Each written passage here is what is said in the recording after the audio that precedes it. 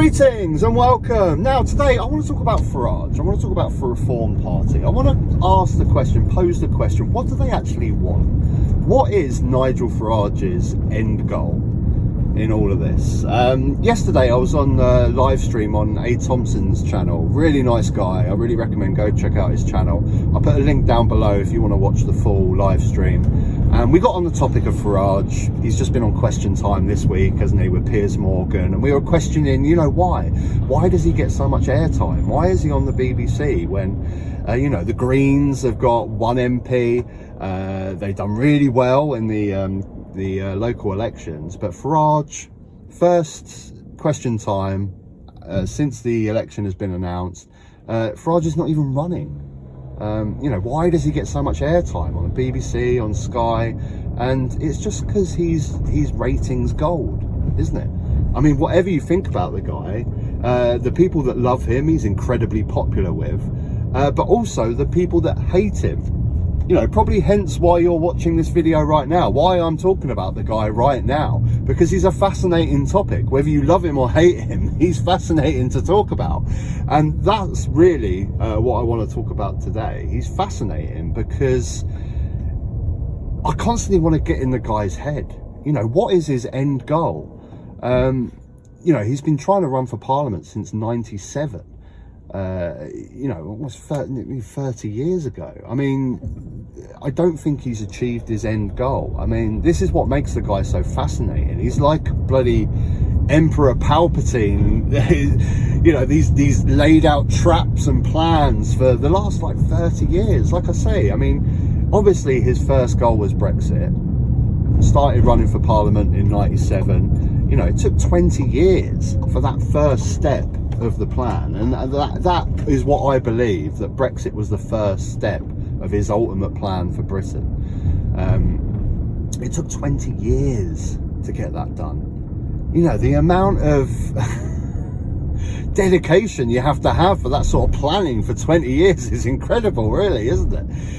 But I do think Brexit was just the first step in the ultimate plan for what he wants for Britain. I think he's just an ultimate, you know, they like the term libertarian, don't they, in America? It's not used so much over here. But he just loves pure free market capitalism, private healthcare, private education. You know, look at the people that he surrounds himself with. Jacob Rees-Mogg, he was quoted recently on GB News, you know, saying, why are we not in the same party? Our beliefs align. Richard Tice.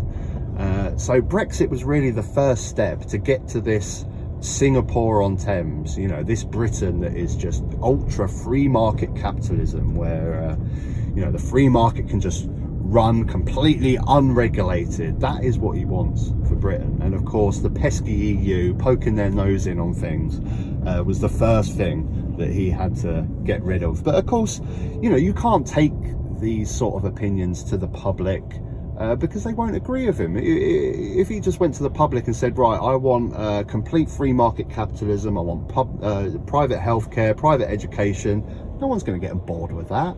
So he plays the immigration card. You know, in 2015, we had 5 years of Tory austerity, cuts in public services, long waiting lists in the NHS, hard to get a doctor's place, hard to get a school place. And it's so easy for him. It's so easy for Farage to blame it on immigration, because it's a simple concept, isn't it? Oh, waiting lists are high. You know, it's hard to get doctors and school places. Oh, that's because there's too many people.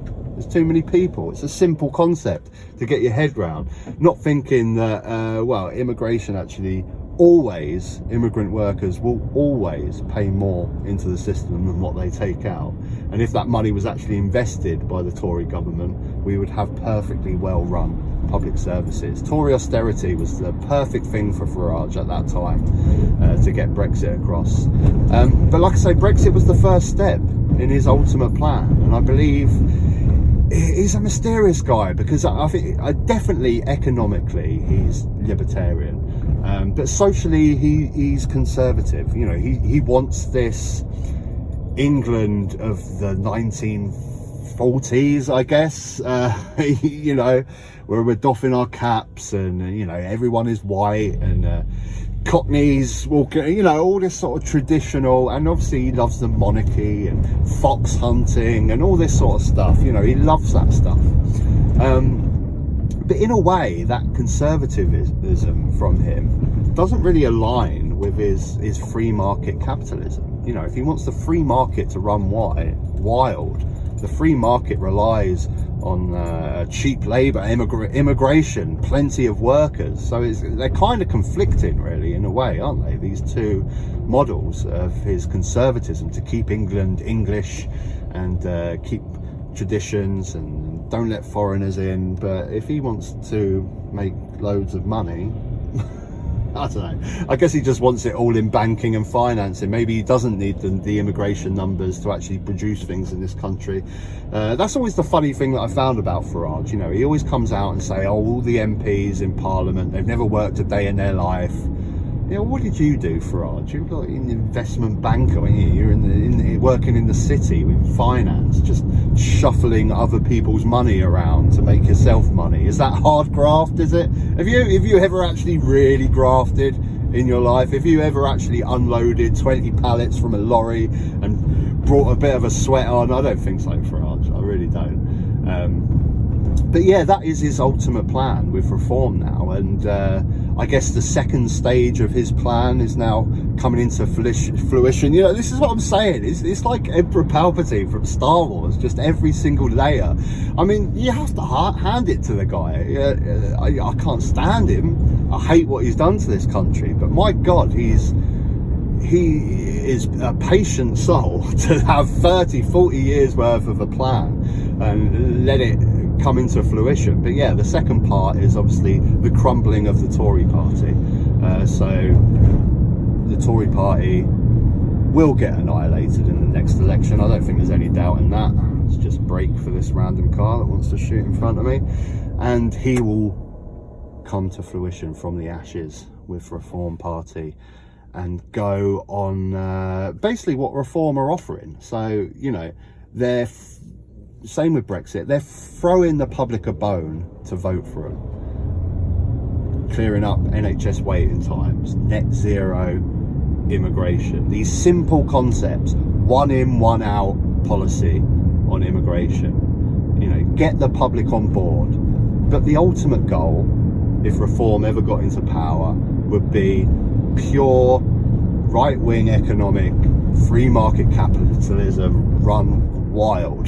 That is what they want. Tax breaks for Richard Tice and Nigel Farage. They want no regulation on business. They want private healthcare, private education, just this libertarian model. Do the public want that? I don't think so. But they'll vote for them because with promises of net migration, zero migration. I talked about this on a previous video, which is just completely impossible to do. One in, one out policy on immigration. Impossible. Okay, we've got 20,000 vacancies in nurses. Yeah, we've got to wait for 20,000 people to leave. Ah, shit. It's not realistic. Anyway, I'm waffling now. If you enjoyed the video, click a like. If you haven't subscribed, subscribe up top. There'll be another video. You can check that out as well. What do you think his ultimate plan is? What is his end game? What does he want? I think he wants ultra pure free market capitalist Britain with a sort of 1950s culture and no immigrants. That's what he wants. Until next time, take care. Fucking cycle lane there, mate. Cycle lane, right there. There's a cycle lane. Right in the, there it is. That's the one. Thanks, mate.